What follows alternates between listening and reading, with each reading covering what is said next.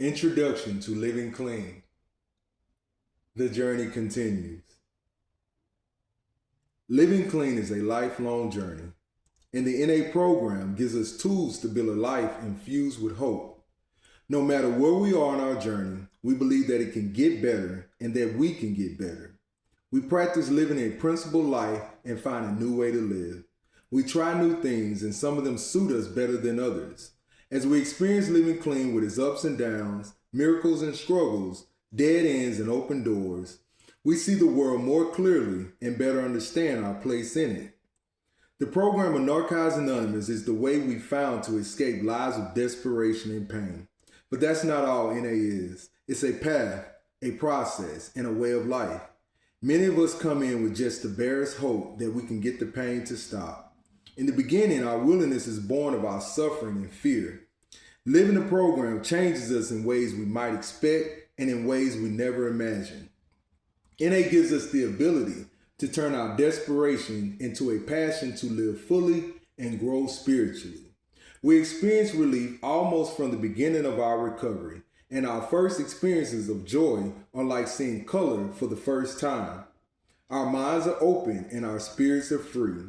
Even if we experience it only for fleeting moments, that joy carries us through our hardest days and nights. It's not what we think about our recovery that matters. It's what we do. Living clean is a spiritual process, and it teaches us that the world is bigger than we imagine and not as far out of reach as we had feared.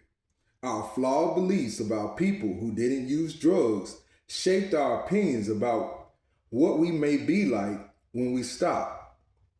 When we first got clean, many of us worried that our lives were about to become small and boring. What we find really is beyond our wildest dreams. We have opportunities and the ability to follow through on them. Perhaps more importantly, our connection with people become intensely important and satisfying to us. The close friendships we have with members who share our recovery can be a deeper connection than family. We share an intimacy that is really special, and when we carry that over the course of many years, it grows into an abiding affection and understanding of one another. Commitment to recovery is essential for us. Maintaining recovery as a priority may come to mean different things for us over time.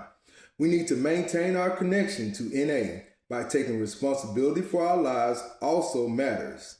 So many things compete for our attention, and as addicts, we have a tendency to think in extremes, all or nothing, right or wrong. Finding the balance is an ongoing negotiation. Attending meetings regularly does not have to mean every night of the week, but meetings continue to matter for our own well-being and for our ability to carry the message. Keeping that lifeline strong and ready is a matter of continuing maintenance. It gets easier when we let go of the idea that it ought to be hard.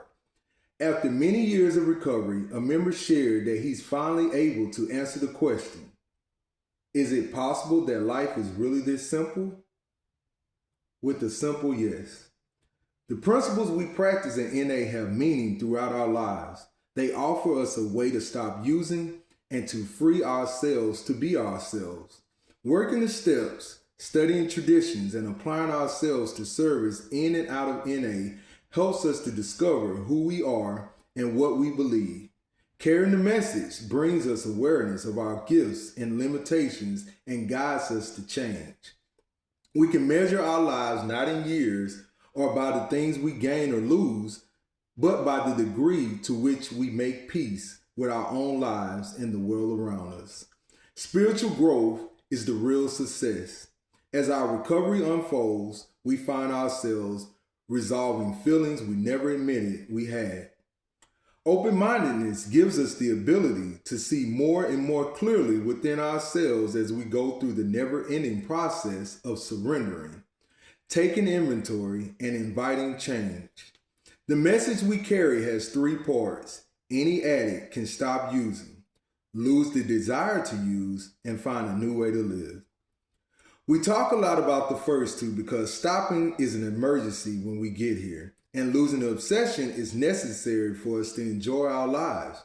But the hard work does not end there. Finding a new way to live is not something we do just once. Some of us experience great upheavals as we try again and again to find a life that makes sense for us. But we continue to carry the message, using our experience to help others. The more experience we have to share, the richer our message can become.